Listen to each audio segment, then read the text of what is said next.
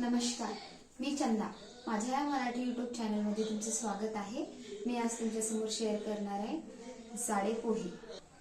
पोह्यासाठी लागणारी रेसिपी आहे. 2 कप पोहे चवीप्रमाणे शेंगदाणे घेतले. तुम्हाला आवडत असेल तर टाका, नसेल आवडत तर काही हरकत नाही. अर्धा आलू घेतला आहे. माझ्याकडे आलू जास्त वापरत नाही. थोडासा कढीपत्ता घेतला आहे, 4-5 हिरवी मिरची, 2 छोटे कांदे आणि थोडासा सांबार.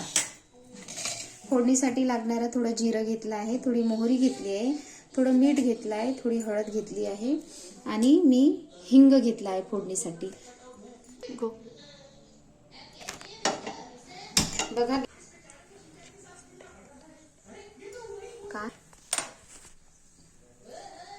गॅस ऑन केला आहे, कढई ठेवली आहे, 2 चम्मच त्यात तेल टाकलं आहे. तेल तापलेलं आहे बघा आपलं. आता त्यात आपण सर्वात पहिले घालायचे आहे शेंगदाणे.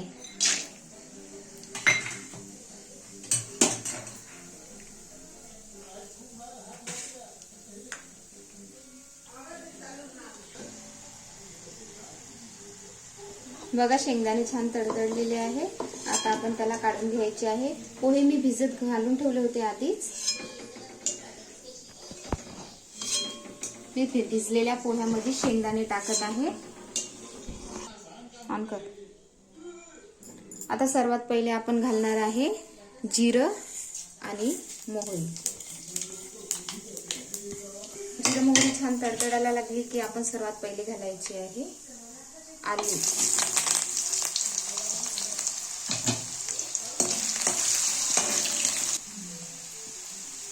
आलू टाकल्यानंतर आपण लगेच कांदे आणि मिरची घालायची आहे. कांदे आणि मिरची हे फक्त अदरकच्चेच द्यायची आहे, कारण जास्त प्रमाणात जर आपण कांद्याला लालवट केलं तर ते चवीला छान लागणार नाहीये. त्याच्यामुळे अदरकच्चेच कांदे ठेवायचे आहे पोह्यामध्ये. पोह्यामध्ये तसे पण कांदे अदरकच्चेच छान लागतात. दाताखाली आले की खूप छान चव येतात त्याला. त्यामध्ये आपण घालणार आहे थोडासा घालणार आहे हिंग.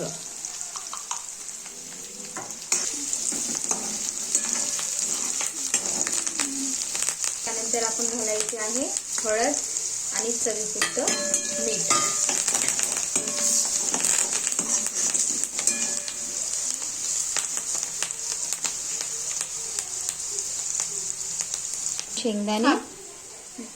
शेंगदाणे आणि पोहे छान मिक्स करून घ्यायचे आहे आणि त्यातच आपल्याला सांबार पण घालायचा आहे.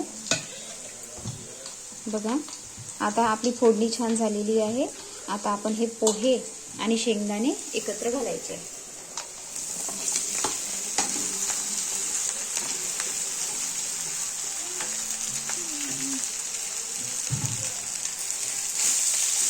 आता याला आपण मिक्स करून घ्यायचं. पोह्याला हलक्या हाताने मिक्स करायचे, नाही तर त्यांचं थोडा चुरा पडू शकतो. गॅसची फ्लेम मी कमी केली आहे. आता आपण घालणार आहे त्यात चवीपुरती साखर आणि थोडासा लिंबू पिळणार आहे. त्यानंतर आपण त्याला छान मिक्स करून घ्यायचं आहे. आता या पोह्याला आपण 2 मिनिट फक्त झाकून ठेवून एक वाफ काढायची आहे. त्यामुळे काय होतील, आपले पोहे छान फुलतील. आता बघा 2 मिनिट झालेले आहे. आपले पोहे रेडी आहे. छान मस्त सुगंध सुटला आहे. आता आपण गॅस बंद करायची आहे.